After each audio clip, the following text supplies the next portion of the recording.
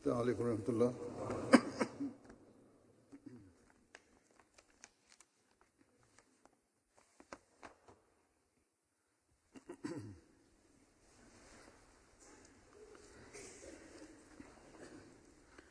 أشهد أن لا إله إلا الله وحده لا شريك له وأشهد أن محمدًا عبده ورسوله أما بعد فأعوذ بالله من الشيطان الرجيم بسم الله الرحمن الرحيم الحمد لله رب العالمين الرحمن الرحيم مالك يوم الدين إياك نعبد وإياك نستعين اهدنا الصراط المستقيم صراط الذين أنعمت عليهم غير المغضوب عليهم ولا الضالين.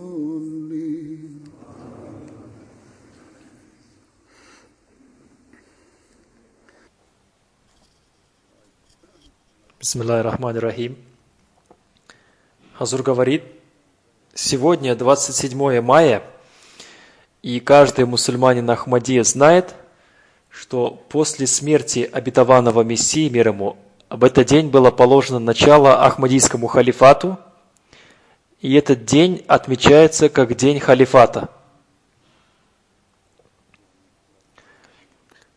В этот день мы благодарим Всевышнего Аллаха за то, что Он исполнил пророчество, данное святому пророку, мир и благословение Аллаха да пребывает с ним, и то обещание, которое Он даровал обетованному Мессии, мир ему.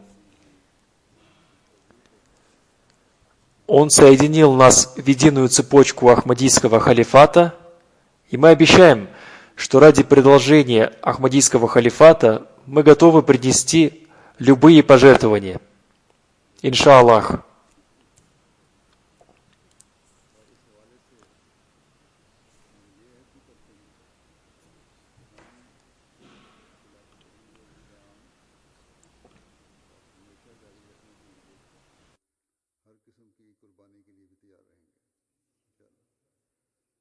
جماعت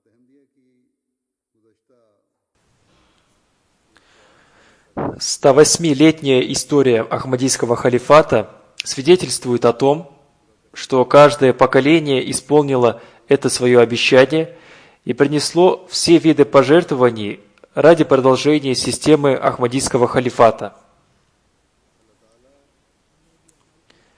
Пусть Аллах даст возможность каждому мусульманину Ахмади выполнить это обещание. И даст возможность каждому мусульманину Ахмади, который в будущем примет Ахмадият, выполнить свое обещание. Обетованный Мессия, мир ему, рассказывая о цели своего пришествия, сказал, что целью его пришествия является приблизить человека к Богу, и чтобы человек выполнял свои обязанности по отношению к Богу и свои обязанности по отношению к людям. И он сообщил благую весть о наступлении эпохи Ахмадийского халифата в своей книге «Аль-Васият». В одном месте этой своей книги он пишет: «Если вы полностью склонитесь к Богу, то знайте, что в соответствии с волей Бога вы станете богоизбранным народом. Поселите в своих сердцах величие Бога и свидетельствуйте о Его единстве не только языком, но и действиями, и тогда Бог тоже окажет вам свою благожелательность и благосклонность. Сторонитесь ненависти и относитесь к людям с истинным сочувствием. Примите каждый путь добра, ибо неизвестно, какой из них будет принят Богом. Хазур поясняет, одним словом, если мы будем поступать в соответствии с единобожием и будем проявлять сочувствие к людям, и будем тесно связаны с Ахмадийским халифатом, то мы получим и увидим то развитие, которое Всевышний Аллах обещал обетованному Мессии мир ему. Обетованный Мессия мир ему, получив от Аллаха благую весть, сообщает нам: «Не думайте, что Всевышний Бог оставит без внимания ваши усилия. Вы являетесь семенем, которое посажено в землю десницей Всевышнего Бога. И Бог говорит, что это семя будет развиваться и превратиться в большое и могучее ветвистое дерево».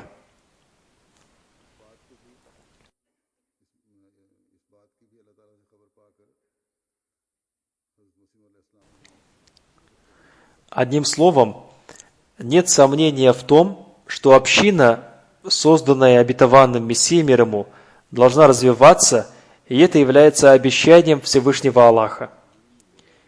И каждый мусульманин Ахмади должен проанализировать себя, выполняет ли он свои обязанности по отношению к Аллаху и по отношению к людям или нет.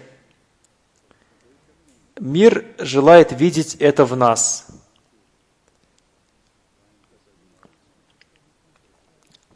Всевышний Аллах поручил нам дело установления единобожия в мире. И мы должны приблизить людей к Аллаху и должны восстановить честь людей на земле.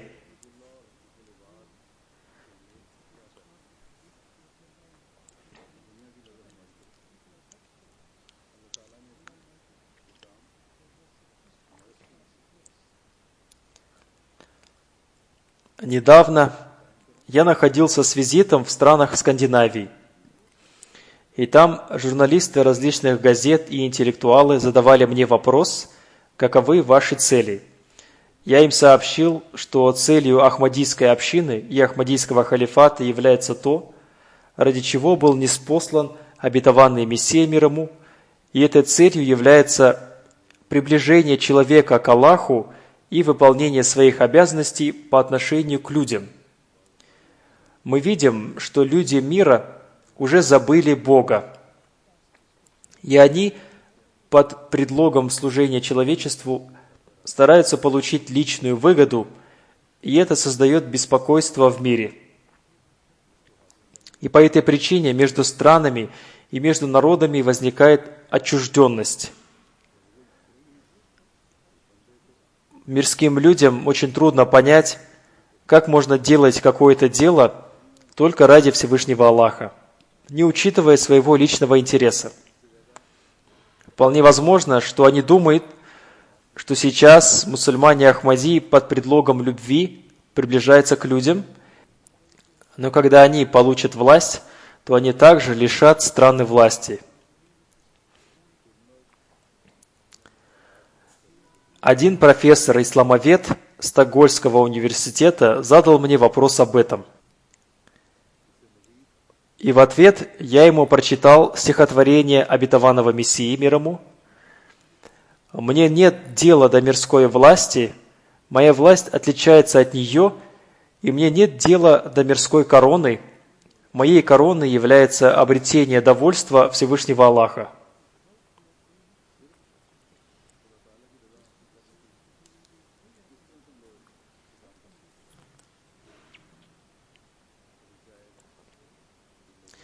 И это же является целью Ахмадийской общины и Ахмадийского халифата.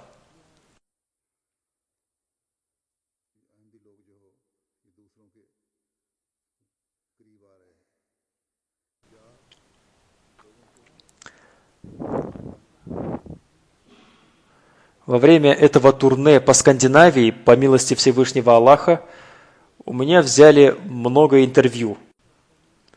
И прошло несколько мероприятий в Мальме посвященные открытию мечети и в Стокгольме в Швеции, а также в Дании. И на этих мероприятиях шел разговор о правильном учении ислама и священного Корана, и о прекрасных образцах святого пророка, мир и благословение Аллаха да пребывает с ним, и его праведных халифов, да будет доволен ими Аллах. И большинство присутствующих на этих мероприятиях сказали, что сегодня они узнали об истинном учении ислама. Это происходит после каждой конференции и симпозиума мира.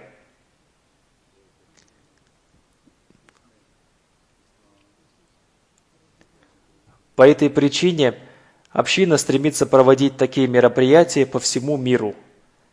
И выступающие на них мусульмане Ахмади говорят, что ахмадийская община подчиняется ахмадийскому халифату, и они поступают так, как им говорит халиф общины. Как я уже сказал, многие люди говорят, что они только что узнали об истинном учении ислама из уст халифа ахмадийской общины.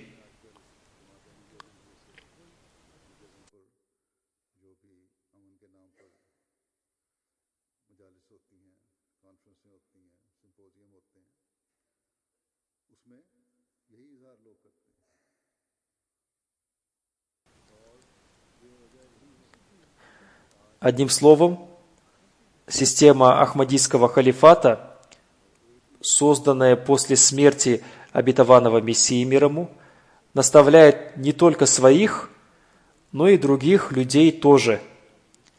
И они показывают им правильное учение ислама.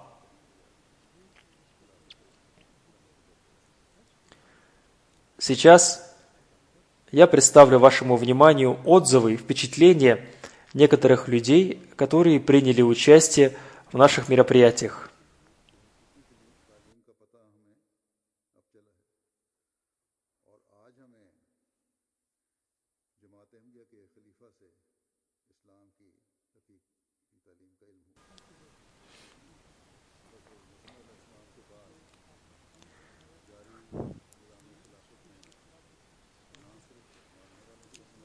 В Дании в одной из гостиниц было проведено мероприятие, на котором присутствовали члены парламента Дании, министр по делам культуры и религии, мэр города и другие представители политических и общественных кругов и интеллектуалы.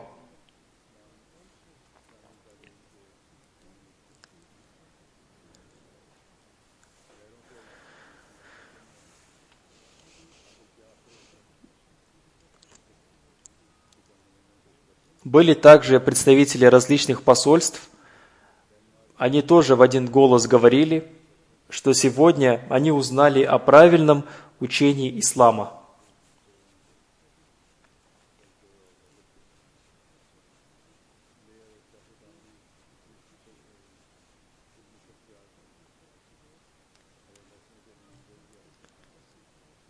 Один датчанин по имени Стэн Хальфмен сказал: прослушав сегодня доклад халифа общины, я получил удовольствие.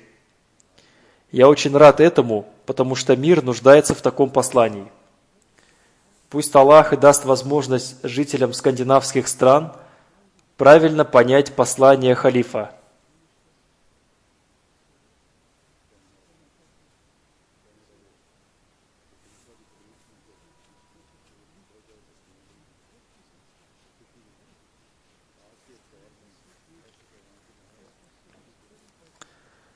В Дании есть город Наксков. Из этого города на мероприятие общины приехало много людей. Оттуда приехал мэр и другие общественные и политические деятели.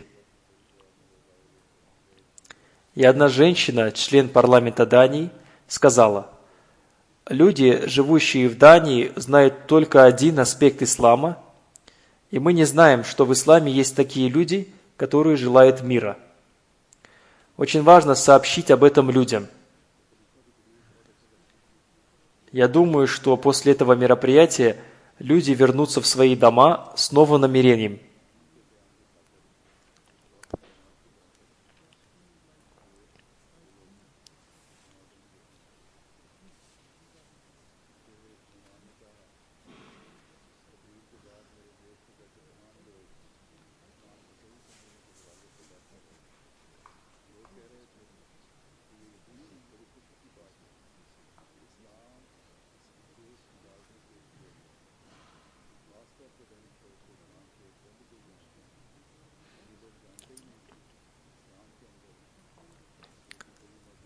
Дания является той страной, в которой были опубликованы карикатуры на святого пророка, мир и благословение Аллаха да пребывает с ним.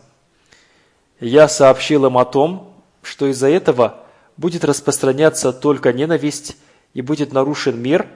Кроме этого, они ничего от этого не получат, и они согласились с этим. Они сказали, что этот аспект для нас является очень чувствительным. Но то, каким образом вы его нам объяснили, для нас очень понятно. Один гость сказал: «Сегодня мое мнение о мусульманах изменилось. Я купил священный Коран с объяснениями для того, чтобы хорошо понять ислам. Сегодня, когда я слышал ваше выступление, я понял, что я очень мало знаю об исламе. И я буду стараться больше узнать о священном Коране».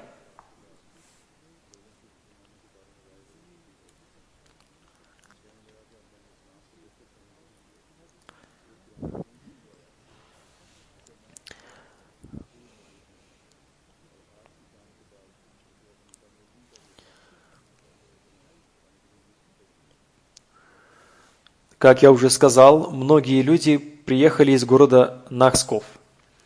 И один человек написал: «Я 1000 раз благодарю вас за то, что вы провели это мероприятие.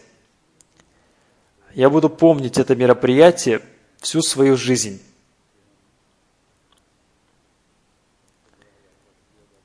Когда мы после этого мероприятия возвращались из Копенгагена в Нахсков, в нашем автобусе царила особенная атмосфера, и каждый из нас говорил, что сегодня мы провели очень хороший день и узнали много нового.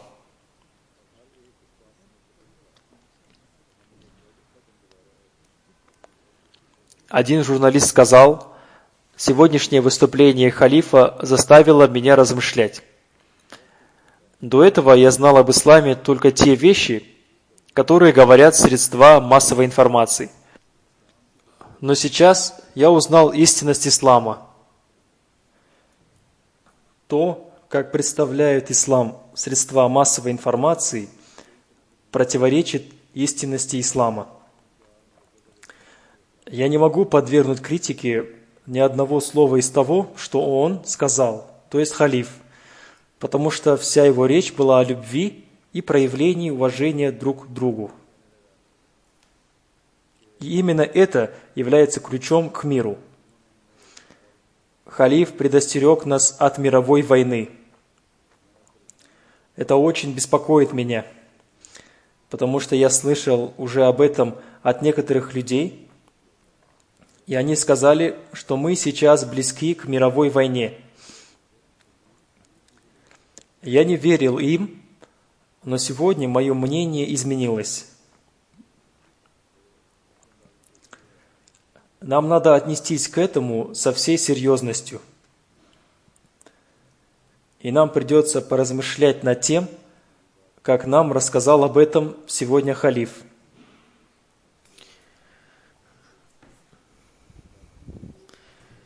Еще одна женщина сказала: слова халифа заставляют нас размышлять. Его слова зародили в нас беспокойство, потому что он представил очень страшную картину будущего. И он предостерег нас от мировой войны и предупредил нас, что у нас пока еще есть время для того, чтобы предпринять меры для собственной безопасности. В ином случае мы будем жалеть об этом. Одна женщина из Дании сказала: «Раньше я знала только отрицательные вещи об исламе. Но из того, что я услышала сегодня, я узнала, что ислам является очень хорошей религией и религией любви. Я узнала, что ислам не имеет ничего общего с ИГИЛом. Напротив, учение ислама учит оберегать храмы всех религий. Одна гостья из Дании сказала: «Сегодня я встретился с тем человеком, который доказал, что тот образ ислама, который представляет средства массовой информации, является неправильным образом ислама». И это вызвало во мне очень сильные эмоции.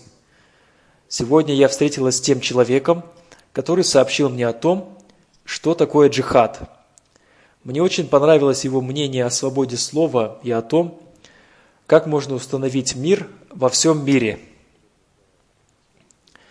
Еще один гость из Дании сказал: халиф в своем выступлении процитировал аят священного Корана: «Поступайте справедливо даже с теми людьми, которые вас ненавидят». Его слова не выдуманы им, а основаны на истине. Его выступление доказывает, что интеграция мусульман в Европу возможна. И оно доказывает, что ислам не противоречит европейским традициям, потому что ислам с уважением относится к общечеловеческим ценностям, и также ислам с уважением относится ко всем религиям. По правде говоря, люди в Дании очень боятся мусульман и тех войн, которые сегодня происходят на Ближнем Востоке. Но сегодня мы узнали, что то, что происходит там, происходит не из-за святого пророка, мир и благословение Аллаха да пребывает с ним, или из-за его религии, а напротив, это происходит из-за того, что мусульмане испортили его учение. Один студент университета сказал, его речь была очень ясной, и он ясно сказал об учении ислама, что оно является таким, которое мы все должны принять. Его выступление доказало мне и всем слушателям, что ислам является религией мира.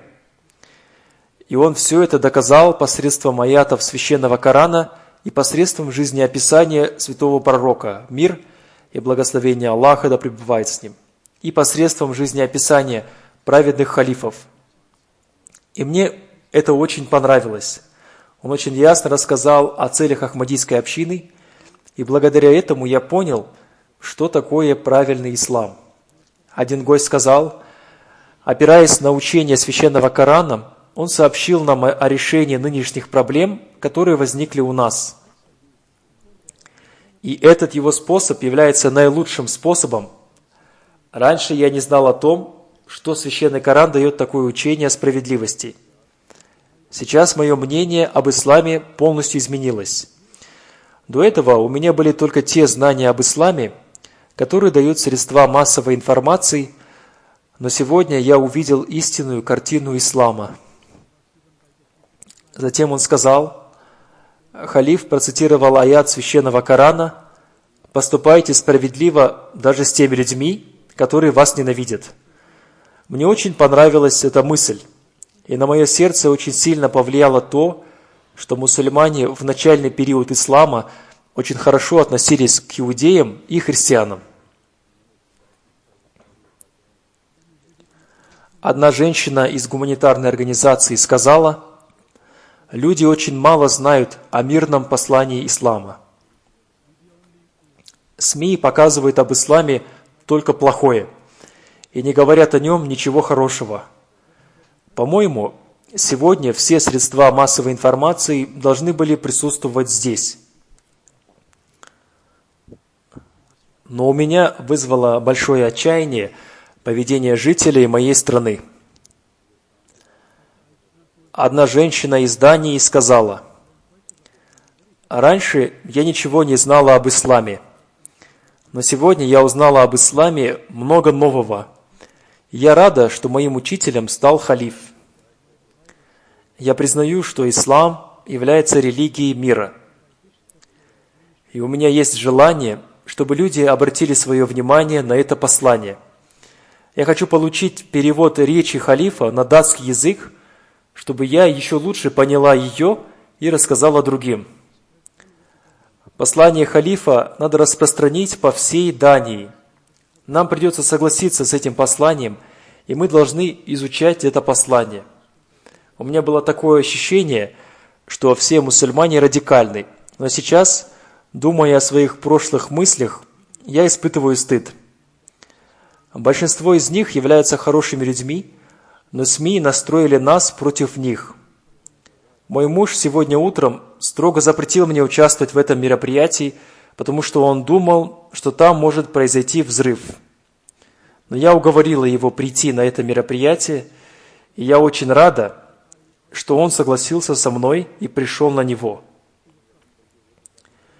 И, по-моему, тот, кто не принял приглашение прийти на это мероприятие, является глупцом. Она произнесла эти слова очень эмоционально. Один политик из Дании по имени Кейм Лофан Хом сказал: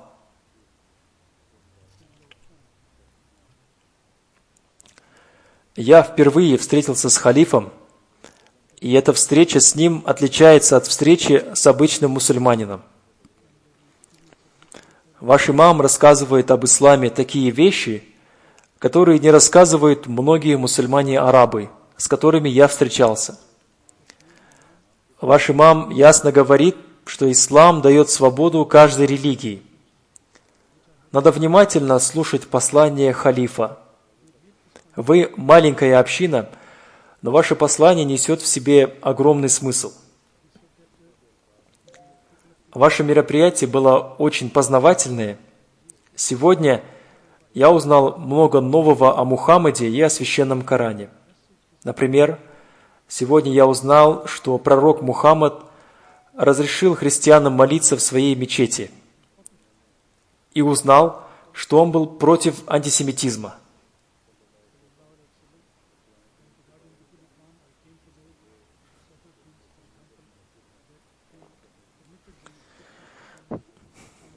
Посол США в Дании сказал: «Халиф показал истинное лицо ислама. После терактов в Брюсселе и Париже люди начали бояться ислам. Но халиф ясно сказал, что эти теракты не имеют ничего общего с исламом. Ислам передает послание мира и мудрости. Все, что я слышал от халифа, я сообщу другим послам. Я сообщу им то, что сказал халиф о свободе слова. И сообщу им о том, что халиф сказал о необходимости проявления единства».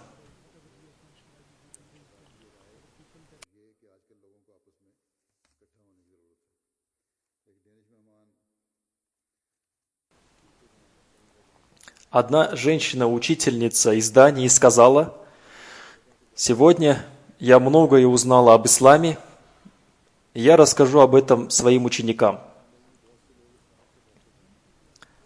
Многие люди боятся ислама, но халиф сегодня научил нас, что не надо бояться ислама, а надо бояться терроризма, потому что ислам и терроризм – это совершенно разные вещи.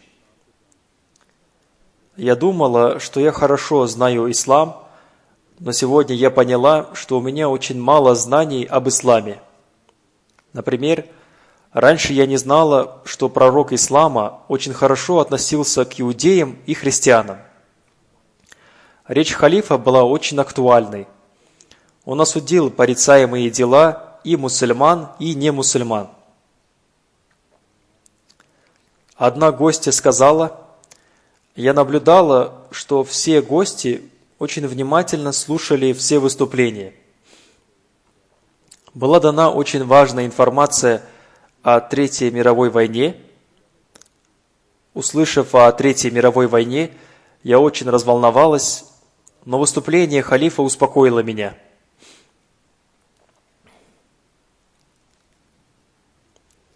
На открытии мечети в Мальме было больше 140 гостей из Швеции. Среди них были члены парламента, мэр города Мальмö, начальник полиции города, профессора различных университетов и другие люди. Один гость, еврей по национальности, сказал: «Сегодняшний день был для меня очень познавательным днем, потому что сегодня я многое узнал об исламе. Сейчас в мире наблюдается очень негативная тенденция относительно ислама. Все боятся исламского терроризма. И я был очень удивлен, когда услышал из уст одного мусульманского наставника о мире.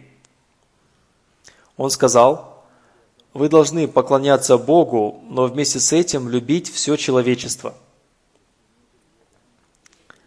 Халиф дал нам понять, что мусульмане являются нашими братьями. И из-за этого в моем сердце появилось сочувствие к мусульманам Палестины. Раньше я думал, что все они плохие. Хазур комментирует: как бы то ни было, никто не признает своей вины, но этот человек признался, что им надо проявить сочувствие к мусульманам Палестины.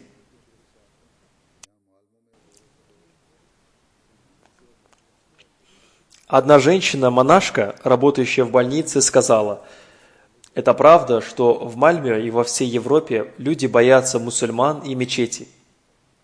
Но халиф обратил сегодня наше внимание к очень важным вещам. Он говорил о мире и об обязанностях людей. И он сообщил нам о целях строительства мечети. Я надеюсь, что он достигнет успеха, и люди согласятся с ним. А что касается меня, то я уже полностью согласна с ним.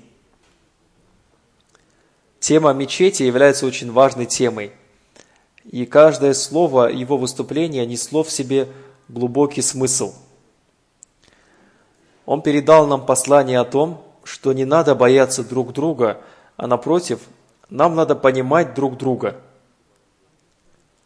На самом деле, речь вашего халифа потрясла меня. Меня потрясло то, что один из мусульманских лидеров говорит о мире, и он сообщил нам о том, что ислам является религией служения человечеству. Самым лучшим моментом его выступления были слова о том, что люди должны узнать своего Создателя и должны быть убеждены в его существовании. Это полностью совпадает с моим мнением о Боге.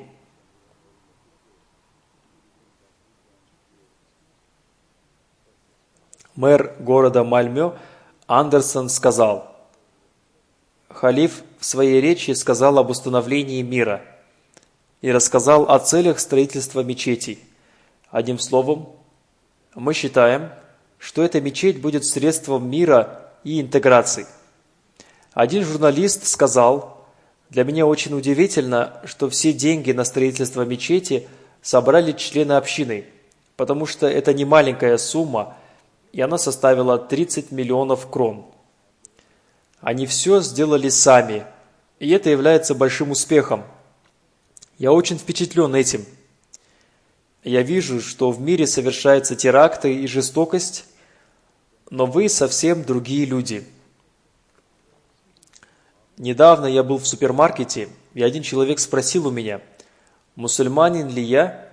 Я сказал: нет, я не мусульманин, я христианин. Он сказал: если ты христианин, то ты попадешь в ад. Такие мысли есть у других мусульман, но у мусульман Ахмади такие мысли отсутствуют.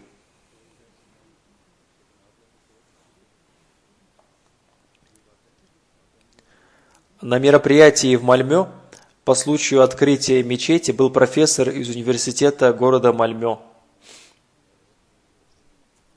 Он сказал: речь халифа произвела очень большое впечатление. Он говорил о мире, о любви и о хорошем отношении ко всем религиям. На этом мероприятии присутствовал также гость из университета Лунд в Мальмё, специалист по исламу. Он сказал: речь халифа была очень интересной и произвела большое впечатление. Я видел, что после ее окончания все говорили только о ней. И было видно, что люди находятся под сильным впечатлением от нее. Некоторые люди попросили, чтобы им дали его выступление в письменном виде. Я заметил, что здесь собрались люди, представляющие разные религии. Я видел того человека, который первым построил здесь мечеть общины суннитов. И также видел на этом мероприятии иудеев, христиан и представителей других религий. На нем присутствовал также глава церкви саентологов. Он сказал: «Мне очень понравилось одно предложение из речи халифа». Он сказал: «Нам надо отдавать предпочтение общественным интересам, а не личным интересам». Один гость по имени Майкл, родом из Польши, живущий сейчас в Швеции, сказал: «Доклад халифа был очень хорошим по всем аспектам. В нем содержалось послание о мире и любви друг к другу. В своей речи халиф рассказал о тех усилиях, которые их община прилагает в Африке, и рассказал о том, что они строят там школы и делают многое хорошее для жителей Африки. Я верю в Бога, хотя большинство людей, живущих здесь, не верят в Бога. Поэтому я горжусь, что в Швецию прибыл человек, который верит в Бога. И сейчас, после того, как я прослушал его доклад, я не боюсь ислама, а боюсь только терроризма. И мне стало ясно, что ислам и терроризм – это две разные вещи». На мероприятии присутствовал также гость по имени Хусейн Абдулла из Югославии. Он сказал: «Речь халифа меня глубоко тронула. Я полностью с ним согласен. Он защитил ислам таким образом, как другие люди сделать не могут. Он сказал, что надо хорошо относиться к другим религиям и помогать всем людям. Он сказал, что надо помогать нуждающимся людям. Я горжусь тем, что существует Ахмадийская община. У людей есть неправильная информация об исламе, и удалить эту неправильную информацию об исламе является нелегким делом. Но халиф в этом деле находится впереди всех». Один гость из Швеции, выражая свое мнение, сказал: «Этот вечер очень сильно повлиял на меня. Я узнал, что такое ислам. Халиф за короткое время затронул множество тем. Я никогда не слышал, чтобы кто-нибудь таким образом защищал ислам. Он признался в том, что некоторые мусульмане не относятся к числу хороших людей. Халиф подтвердил, что эти люди поступают против учения ислама. Еще один политик сказал, что я в своем докладе напомнил о том, что люди должны ощущать себя в безопасности, находясь в обществе истинного мусульманина.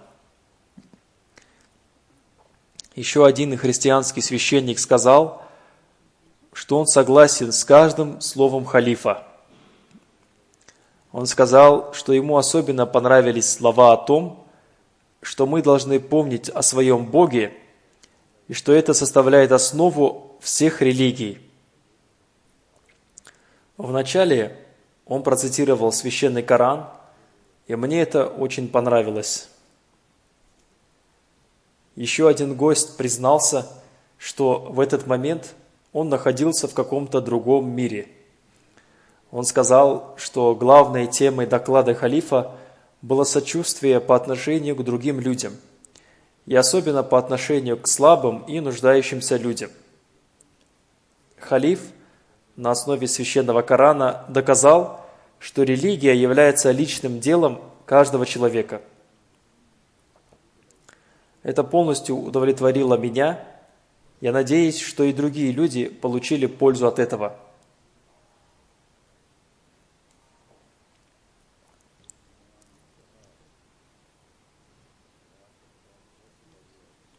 Еще один гость сказал, что в докладе халифа было затронуто множество тем. Люди говорят о том, что ислам является экстремистской религией. Однако послание халифа опровергло это.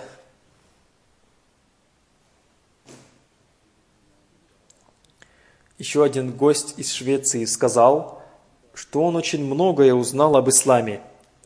СМИ всегда стараются показать, что ислам является экстремистской религией, но сегодня мы выслушали противоположное мнение. Халиф успокоил нас и удалил наш страх. Он доказал, что святой пророк, мир и благословение Аллаха да пребывает с ним, является пророком мира.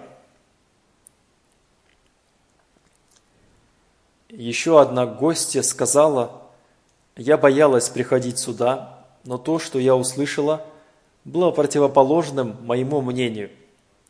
Послание халифа содержало в себе милосердие, сочувствие и безопасность. Его учение затронуло мое сердце. Было сказано, что мы должны любить каждого человека, несмотря на его вероисповедание. Кроме этого, мне понравилось, что ислам учит соблюдать права соседей. Кроме этого, есть много отзывов других гостей. Среди них были представители буддизма, христианства и других религий. Все они утверждали, что учение ислама и практические деяния святого пророка, мир и благословение Аллаха да пребывает с ним, были направлены против экстремизма. Один член парламента сказал: халифу следует представлять ислам в каждом месте и на каждой площадке. Людям следует прислушаться к его словам. Надеюсь, что сегодня страх относительно ислама, имеющий место у некоторых людей, удалился.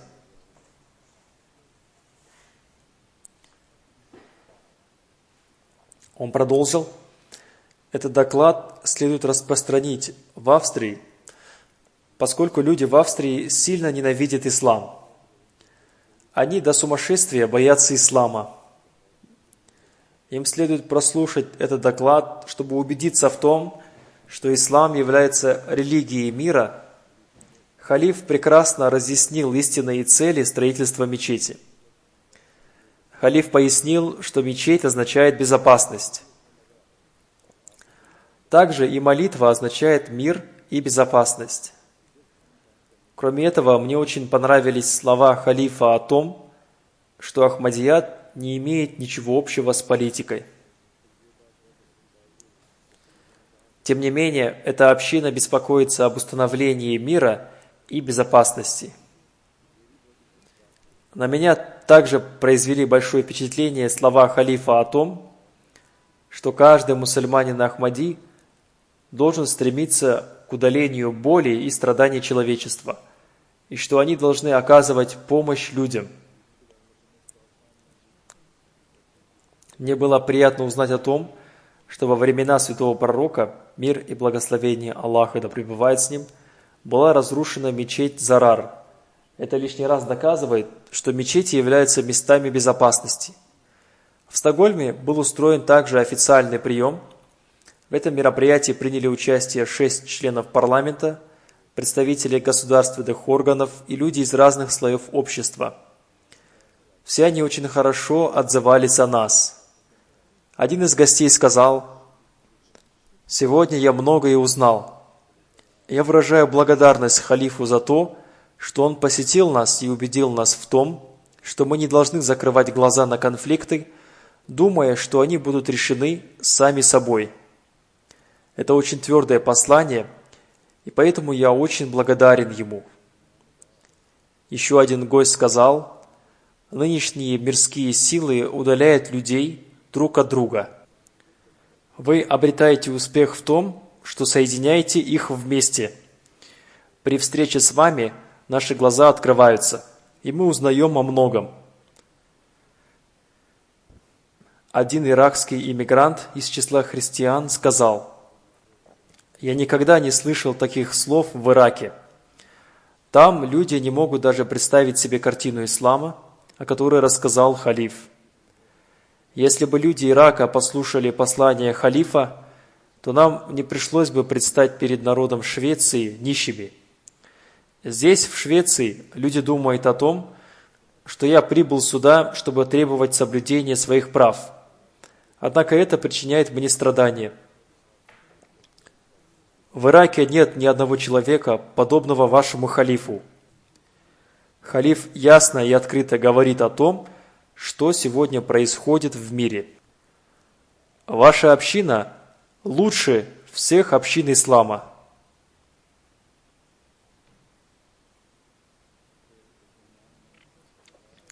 Еще одна женщина сказала, послание халифа является истинным учением ислама. Это и есть основа всех религий. Халиф призывает к единству. Услышав его послание, я поняла, что мировые проблемы возникают не по причине религии. Если у нас и есть разногласия с мусульманами, то это происходит по причине культурных различий.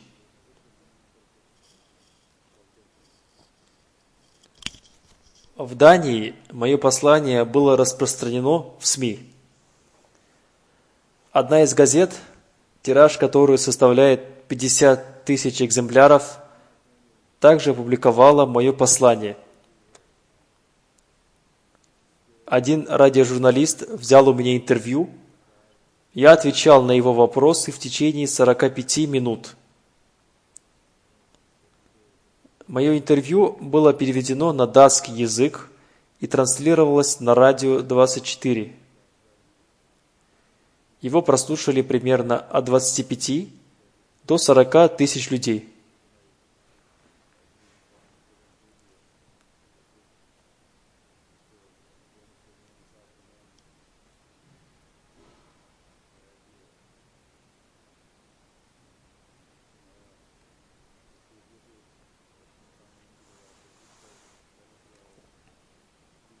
Также и телеканал PR показал репортаж о нас в своих новостях. Эти новости посмотрело более 2 миллионов человек.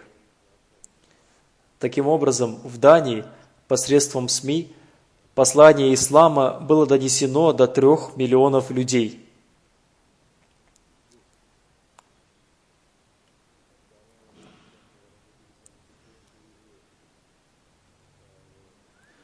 Я дал 6 интервью различным газетам, телевидению и радио Швеции. Они показали его в своих новостях, и в общей сложности в Швеции послание ислама было донесено до 8 миллионов людей.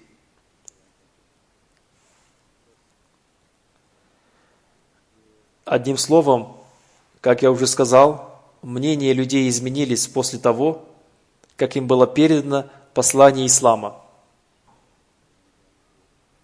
Они узнали, что истинное учение ислама заключается в выполнении своих обязанностей по отношению к Аллаху и по отношению к человеку. Также они узнали о том, что учение ислама содержит в себе послание мира и безопасности.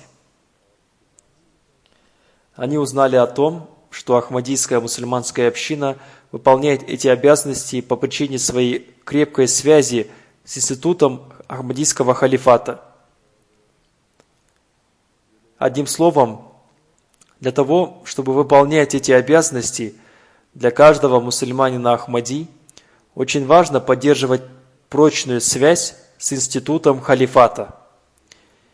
Истинный халифат удаляет страх и предоставляет безопасность не только для своих, но и для других людей.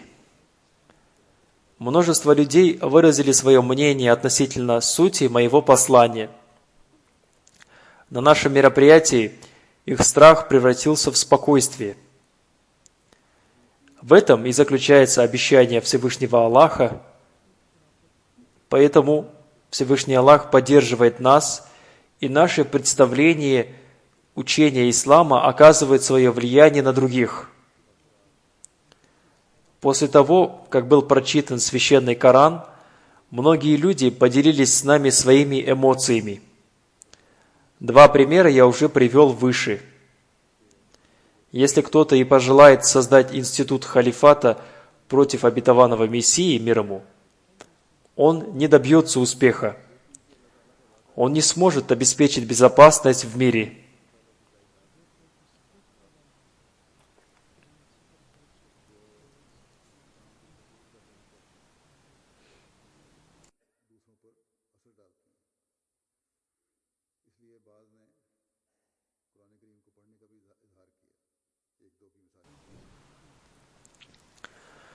В начале ислама, в период истинного халифата, при халифате Хазрата Умара, да будет доволен им Аллах, в Сирии и Ираке был установлен мир.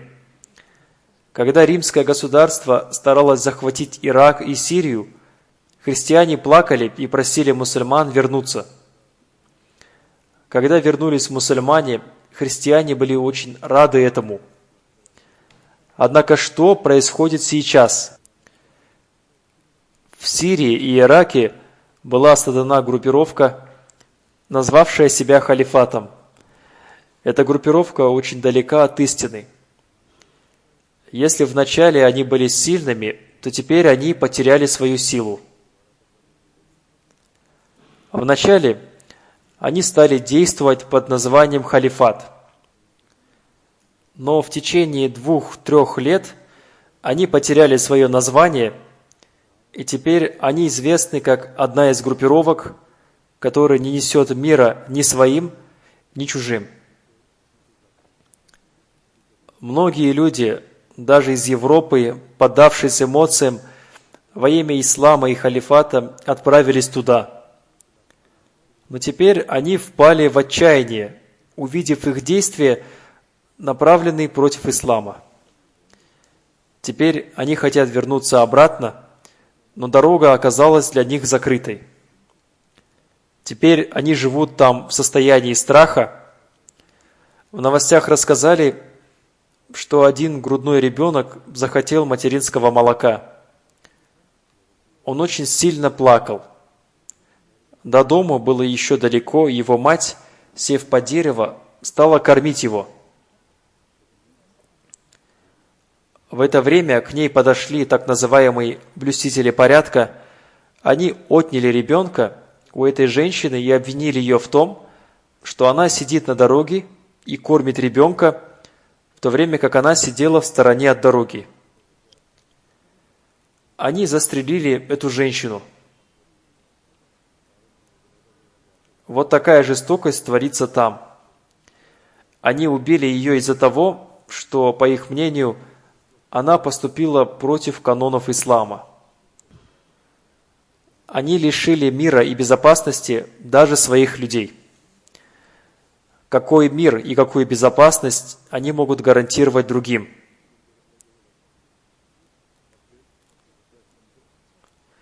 Я уже привел пример из раннего периода ислама, когда христиане были рады тому, что мусульмане предоставили им мир и безопасность, в то время как христиане не смогли это сделать. Сегодня мы видим обратную картину. Только Ахмадийский халифат способен удалить страх и предоставить безопасность. Вы поймете это на основе мнения тех людей, о которых я рассказал вам.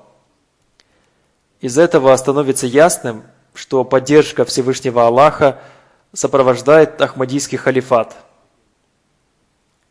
Как я уже сказал, об этом свидетельствует 108-летняя история Ахмадийского халифата.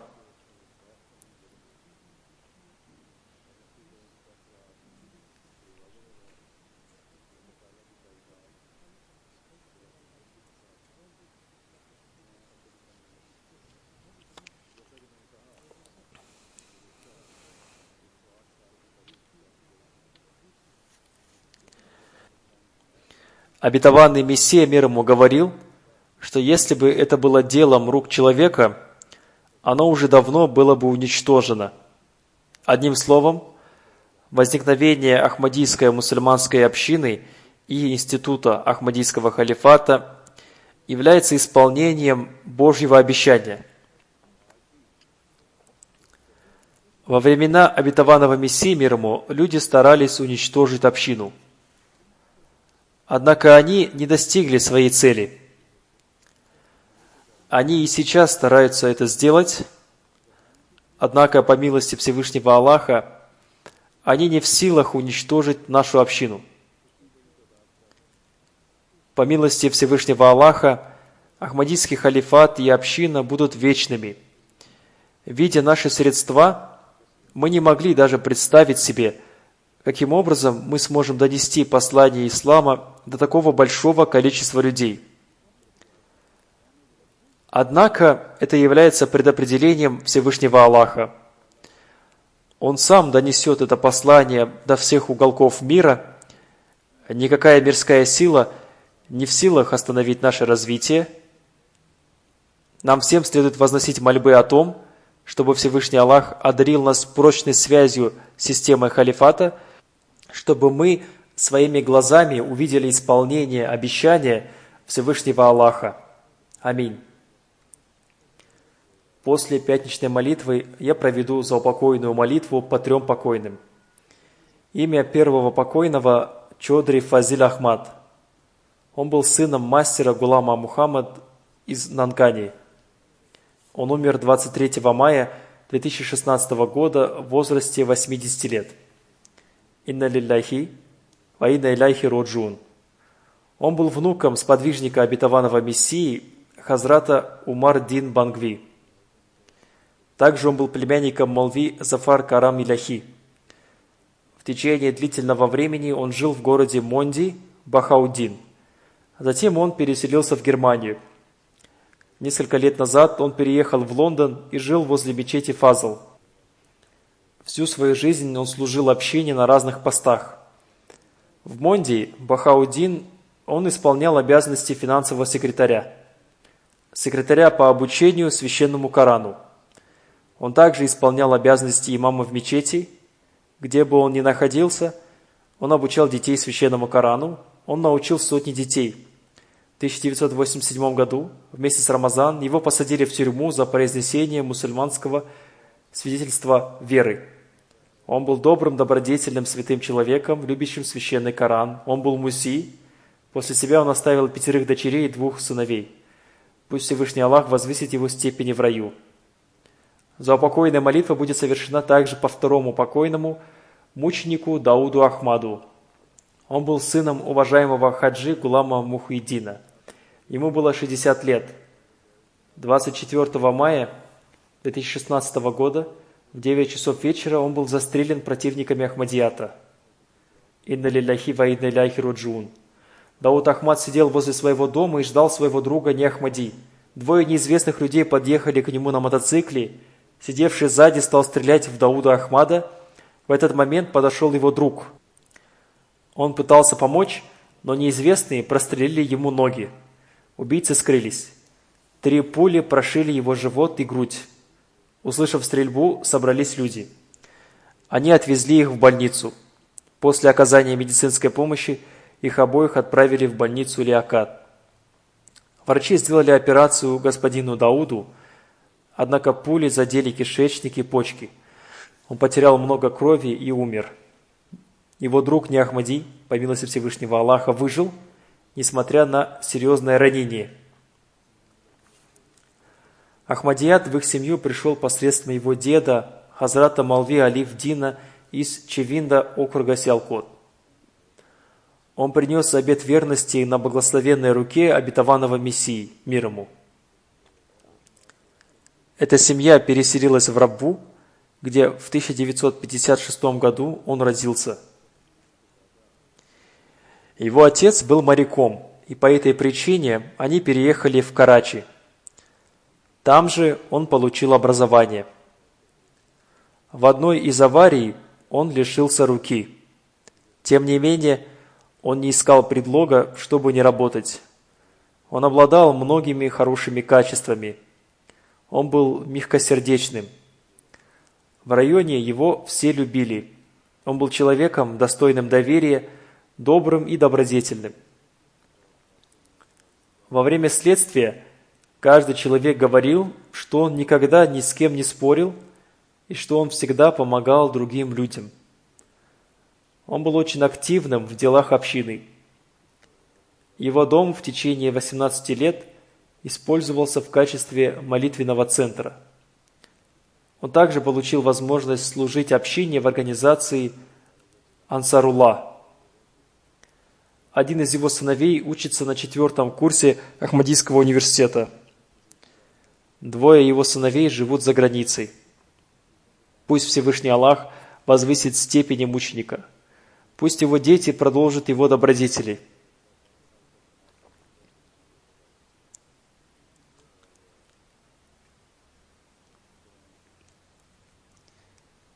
Заупокойная молитва будет совершена также по 3-му покойному Мухаммаду Асхаму Ахсиру. Он умер утром 25 мая 2016 года в Рабве в возрасте 74 года. Инна лилляхи ва инна иляхи роджун. Он родился в Кадьяне в 1942 году в доме уважаемого Молви Мухаммада Ашрафа, бывшего главы общины в Пхера. В его семью Ахмадият пришел посредством его деда, уважаемого Мунши Мухаммада Рамазана. Он принес обет верности в 1909 году. Он был внуком Молви Мухаммад Исмаила и племянником Молви Мухаммад Хусейна Джалила. Его отец Молви Мухаммад Ашраф был учителем в системе Вакф-Джадид. Он закончил 10 классов и в 1961 году поступил в Ахмадийский университет в Рабве. В 1969 году он получил диплом миссионера. Он был назначен работать в Назарат Ислахи Иршад. Он также работал в Идаратуль Мусаннафин, Вакалати Табшир и Назарате Таалимуль Куран. Также он работал в разных местах в качестве миссионера. С 1990 по 1998 годы он работал в Назарат Ишаату Тасниф. Затем, с 1999 по 2006 годы, он работал в Вакалате Диван. С 2006 по 2008 годы он работал редактором журнала Тахрик-и-Джадид. С октября 2008 года до дня смерти он работал главой учреждения Мутахассисин, обучающие миссионеров разным специальностям. По милости Всевышнего Аллаха, он был успешным миссионером и проповедником. Он написал несколько книг. Также он получил возможность работать в организации Ансарулла. Он был постоянно молящимся человеком. Пусть Всевышний Аллах возвысит его степени в раю. Кроме супруги, он оставил 3 дочерей и 1 сына. Его сын живет здесь, и он отсутствовал на похоронах. Пусть Всевышний Аллах даст терпение и стойкость его супруге, его детям. Пусть они станут продолжателями его добродетелей.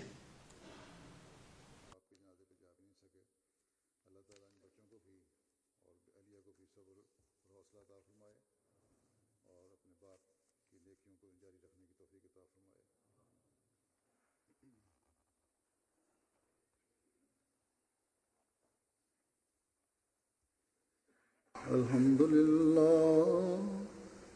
لله نحمده ونستعينه ونستغفره ونؤمن به ونتوكل عليه ونعوذ بالله من شرور أنفسنا ومن سيئات أعمالنا من يهده الله فلا مضل له ومن يضلل فلا هادي له ونشهد أن لا إله إلا الله ونشهد أن محمدا عبده ورسوله عباد الله رحمكم الله إن الله يأمر بالعدل والإحسان وإيتاء ذي القربى وينهى عن الفحشاء والمنكر والبغي يعظكم لعلكم تذكرون اذكروا الله يذكركم وادعوه يستجب لكم ولذكر الله أكبر